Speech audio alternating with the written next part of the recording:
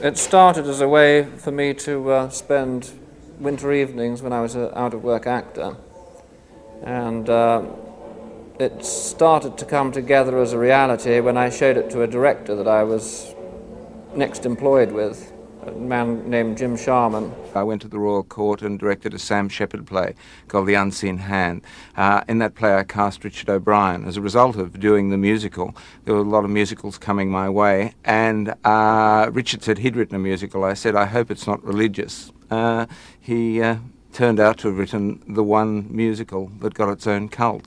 He was asked to do a play in the main house, and he said, well, I'd like to do that very much, but would you allow me 5 weeks' fun upstairs with this little play called The Rocky Horror Show? It was initially done very modestly and with a lot of sense of fun. It was the very first thing I'd ever written, and I didn't even see it as writing, really. To me, it was just like doing the crossword puzzle or painting a picture, making a collage.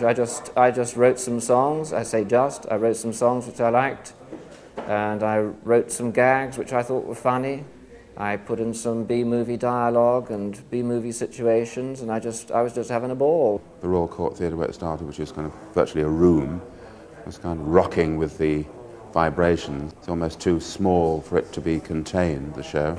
It was playing 63 people a night, and for 5 weeks, and with a budget of £2,000, and the rest is history. We ran in London, we transferred twice, we ran in London for 7 years.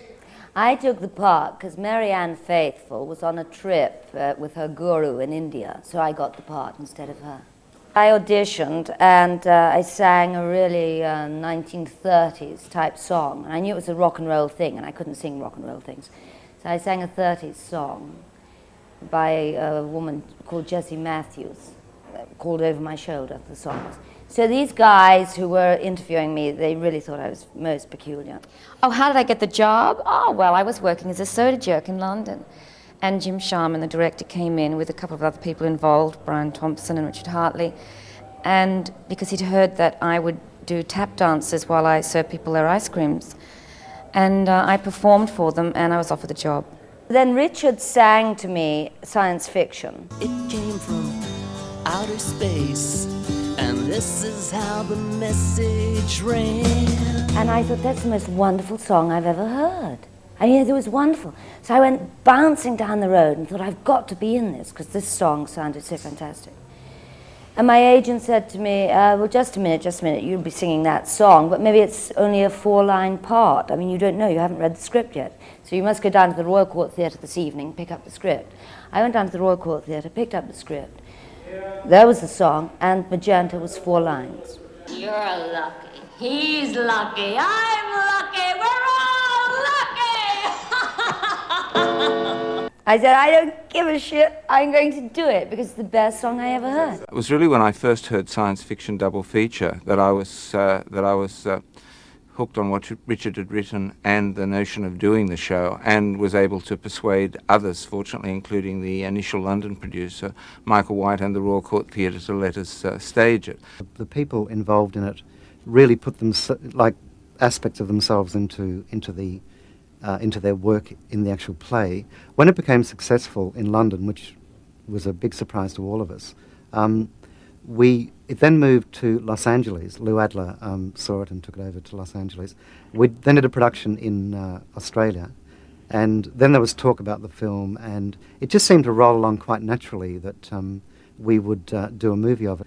As the weeks went by, I realised it was a great kind of cult success, and it was nice to be in something which people were coming many times to see, and people were enthusiastically responding.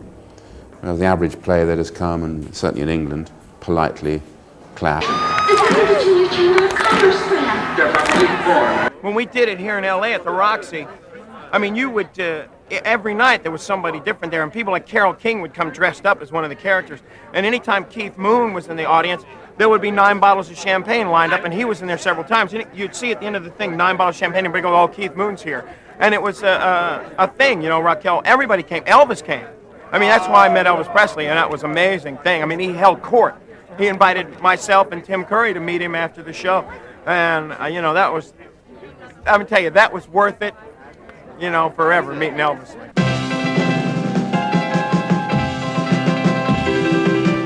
I think that we'd all grown up with a kind of culture of late night movies, and this musical kind of encapsulated that, but of course it also, underneath that surface, which was, you know, slightly cartoonish and sexy and enjoyable, and musically very, very strong, it also had a kind of sophistication that I think that was there from the beginning, and I think that was also involved very much the original people that were involved in it. It was one of the reasons that when the film happened, that I was very concerned that a number of those original cast members stayed with it through to the film, and that indeed with the involvement of other people that came on board, people like Susan Sarandon and Barry Bostwick and Meatloaf and so forth, that we maintained that level of essentially quite sophisticated people who were kicking their heels up, I suppose is the obvious analogy.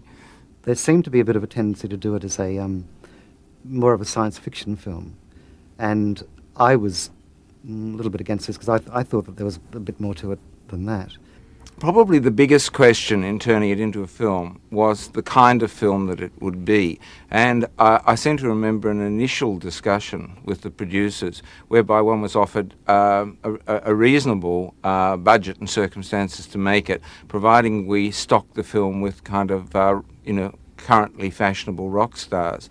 The alternative was to use people like Tim Curry and so forth who were in the original production, and do it on a very tight shooting schedule. I think it was about 6 weeks, with a very modest budget, and I went for that option, and that was probably a very crucial decision in relationship to everything that followed.